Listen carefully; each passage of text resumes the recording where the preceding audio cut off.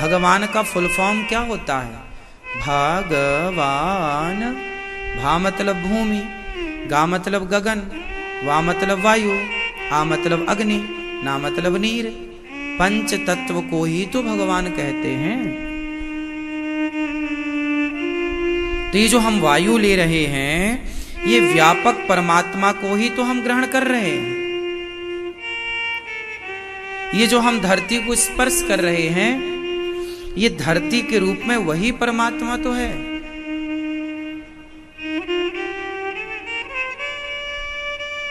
कोई भी आभूषण हो सोने का, चाहे वो नाक की लौंग हो सोने की, कान के बाले हो, माथे की बिंदिया हो, गले का हार हो, बाजूबंद हो, चूड़ी हो, सोने का कोई भी आभूषण हो, वो छोटा या बड़ा हो सकता है, उसके नाम अलग अलग हो सकते हैं, लेकिन हर आभूषण में समाया तो एक सोना ही है ना।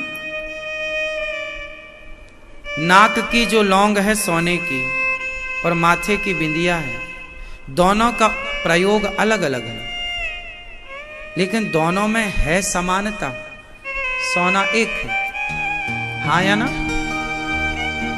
मिट्टी के बर्तन बहुत होते हैं, छोटा सा दिया होता है, बड़ा सा घड़ा होता है, मिट्टी के खिलौने होते हैं, माटी के तमाम चीजें बनाई जाती हैं बाजार में, लेकिन माटी के बर्तन तो अलग अलग दिख रहे हैं, सबके नाम भी अलग अलग हैं, सबके आकार भी अलग अलग हैं, लेकिन सब में एक ही तो माटी है। उसी तरह चींटी बहुत छोटी सी है, हाथी बहुत बड़ा है, आप स्त्रियां हैं, ये पुरुष है, ये बच्चे हैं, ये पेड़ है, पौधा है, नदी है, समुद्र है, नाम रूप बहुत हो रहे हैं, लेकिन सबके भीतर समाया कौन है? बोलो। एक ही ईश्वर की सत्ता तो है।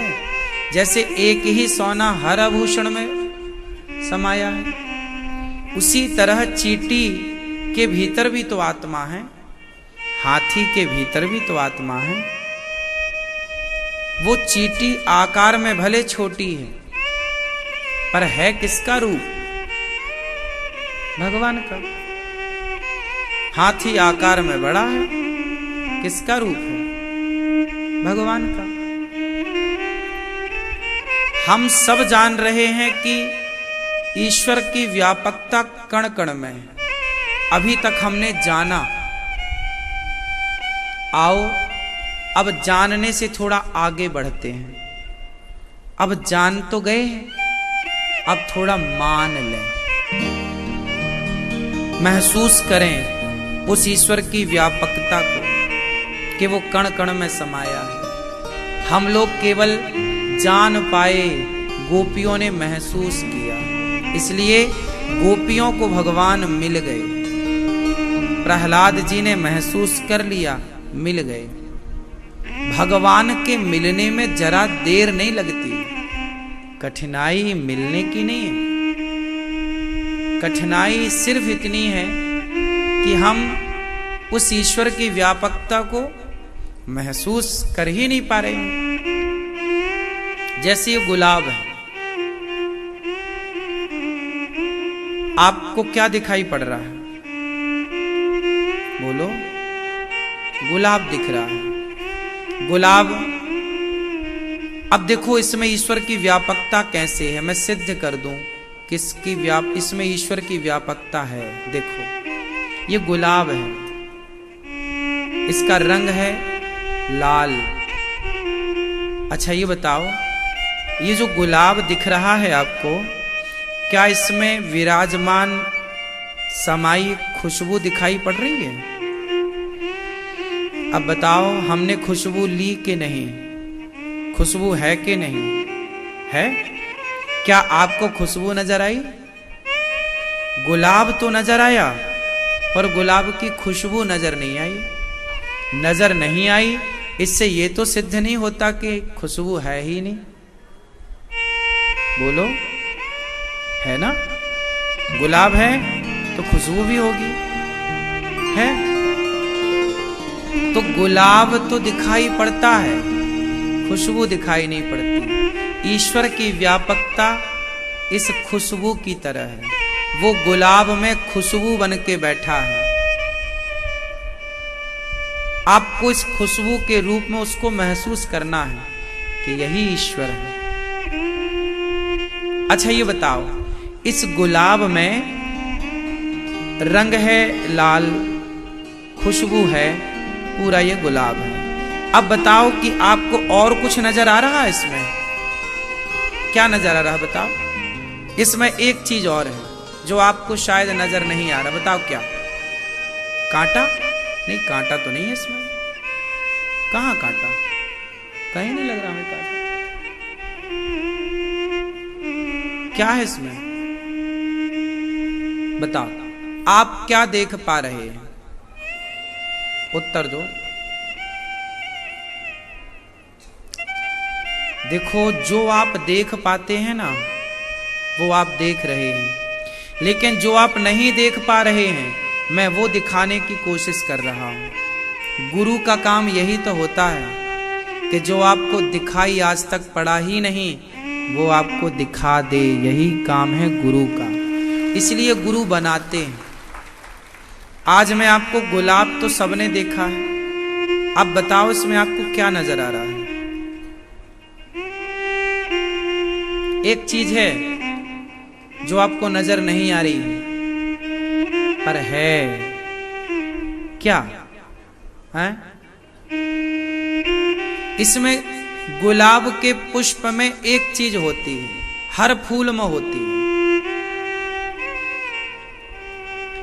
लेकिन उसे ग्रहण करने के लिए ना हमें मधुमक्खी बनना पड़ेगा। अब बताओ, इस गुलाब में शहद है या नहीं? उत्तर दो। है? क्या आप देख पाए? गुलाब में शहद है, पर उसे ग्रहण कौन कर सकता है? केवल मधुमक्खी।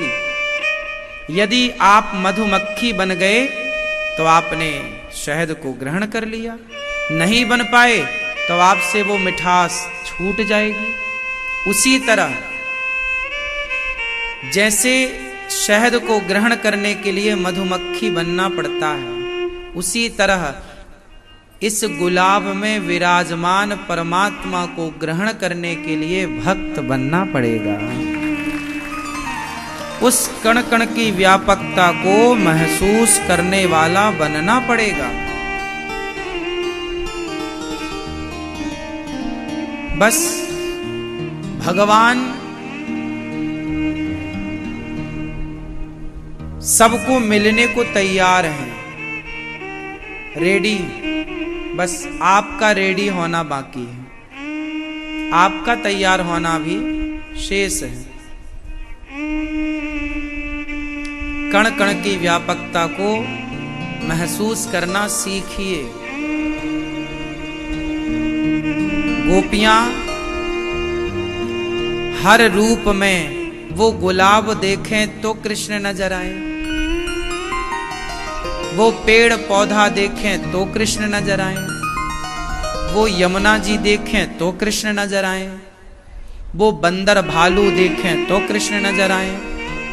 गोपियों की आंखें ऐसी हैं कि वो जिसे देख लें उसे कृष्ण के भाव से देखती हैं।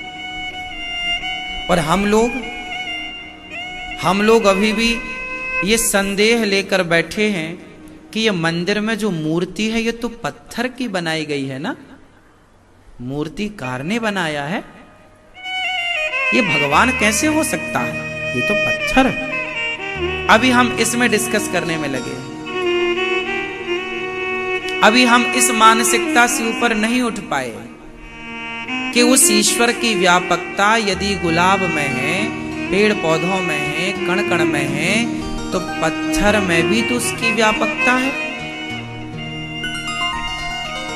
बोलो, जो परमात्मा सब जगह व्याप्त है, जो परमात्मा सब जगह समाया है, क्या वो पत्थर में ना समाया होगा? बोलो। फिर आप नकार देते हैं, नहीं जी ये तो पत्थर है, भगवान छोड़िए। आपने जब ये कह दिया कि ये पत्थर है, भगवान नहीं है, तो आपने ये स्वीकार करने से मना कर दिया कि ईश्वर सर्वव्यापी है। ईश्वर की सर्वव्यापी सत्ता को आपने स्वीकार नहीं किया, आपने उसमें प्रश्न चिन्ह खड़ा कर दिया कि नहीं, पत्थर में तो भगवान हो ही नहीं सकते। जो भगवान कण कण में हो सकता है, वो भगवान पत्थर में क्यों नहीं हो सकता? बताओ, क्या वो भगवान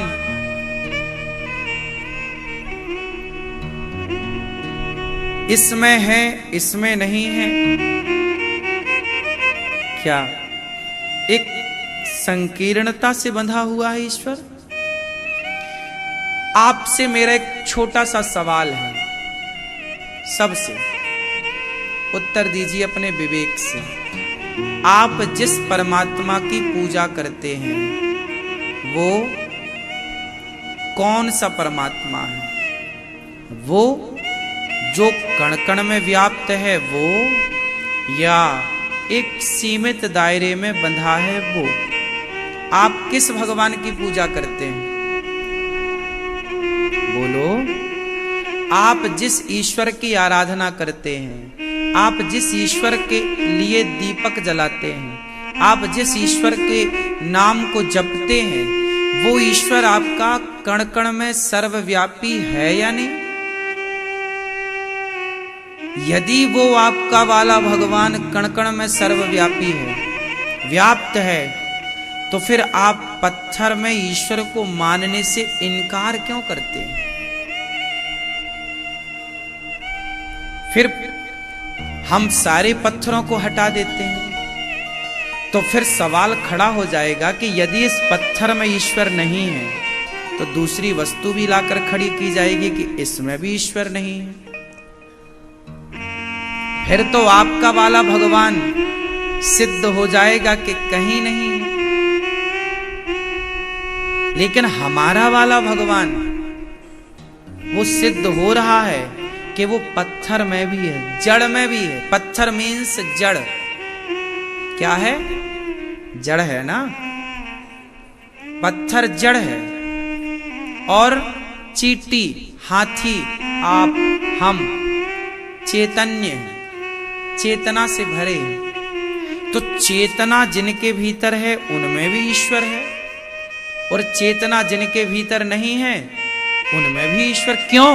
क्योंकि हम जिस ईश्वर की उपासना करते हैं वो व्यापक है।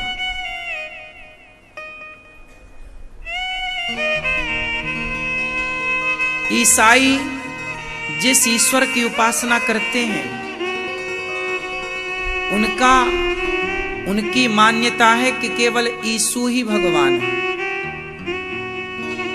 मुसलमान जिस ईश्वर की उपासना करते हैं वो ये मानते हैं कि केवल अल्लाह ही ईश्वर है।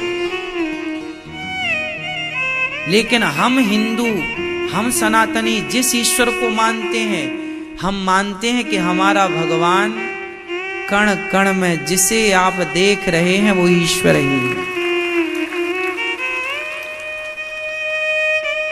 लोगों ने अपने भगवान को एक सीमित दायरे में रखा है, हाँ या ना?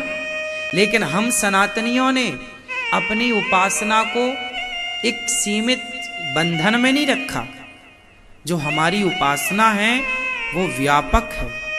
नदी है, समुद्र है, पेड़ हैं, पौधे हैं, पंच तत्व हैं, पृथ्वी, जल, वायु, अग्नि, आकाश।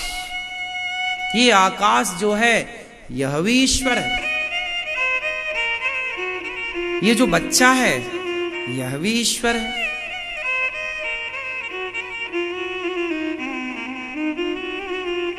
इसलिए पहले आप ये डिसाइड कर लो कि आप जिस ईश्वर की उपासना कर रहे हैं वो कौन है। कण कण वाला है या नहीं? मेरा तो कण कण वाला है, गोपियों का कृष्ण तो कण कण वाला है, इसलिए वो अपने पति में भी परमात्मा का अनुभव कर पा रहे हैं। वो अपनी पत्नियों में भी, पत्नी में भी, भक्त लोग अपने पत्नी में भी परमात्मा का अनुभव कर पाते हैं, अपने पुत्र में भी ईश्वर का अनुभव कर पाते हैं, गुलाब में भी ईश्वर का अनुभव हम कर पाते हैं, तुलसी में भी हम ईश्वर का अनुभव कर पाते हैं, हम अपनी माँ में भी ईश्वर का अनुभव कर पाते हैं, अपने पिता में भी ईश्वर का अनुभव कर पाते हैं, आप भक्तों में भी ईश्वर का अनुभव कर पाते हैं। इसलिए प्रेम करिए भगवान से, गोपियों की तरह एक विस्तृत विचारधारा रखिए, विचारों को छोटा ना होने दीजिए कि नहीं जी यहां तो भगवान है ही नहीं। एक जगह आप मुझे खोज कर बताओ, एक स्थान मुझे खोज कर बताओ, एक वस्तु लाकर दिखाओ जिसमें आप ये दावा कर सकें कि इसमें ईश्वर नहीं है। मैं आपको सिद्ध करके दिखाऊं कि इसमें भी ईश्वर है।